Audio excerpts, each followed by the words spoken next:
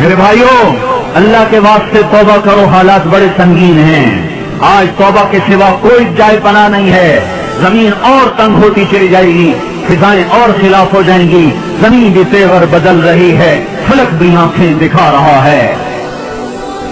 ہمارے پاس کوئی اعمال نہیں جس سے اللہ کی مدد کو اتار لیں، اس کی رحمت کو اتار لیں۔ ہم ان قوموں کے پیچھے جا رہے ہیں جن پر اللہ کا عذاب واجب ہو چکا ہے، ثابت ہو چکا ہے۔ ہماری آنکھ نے نہ دیکھا تو اس کا مطلب یہ نہیں کہ اللہ کی پکڑ نہیں آئے گی۔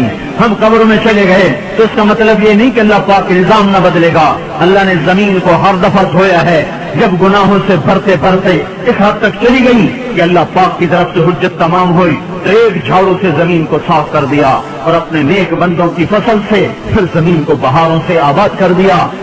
باد صبا، باد نسیم کھلنے کو ہے، کلیاں کھلنے کو ہیں، پھول مہکنے کو ہے، صبح صادق قریب ہے۔ ہمارے مقدر میں دیکھنا ہے یا نہیں ہے یہ ایک الگ مسئلہ ہے، لیکن اگر یہ دھرتی یا آسمان اللہ کا ہے تو اللہ تعالیٰ بے حیا کو کبھی زندہ نہیں چھوڑے گا، کبھی مہلت نہ دے گا۔ اسے اپنی دھرتی کو پاک رکھنا ہے اور پاک کر کے دکھائے گا۔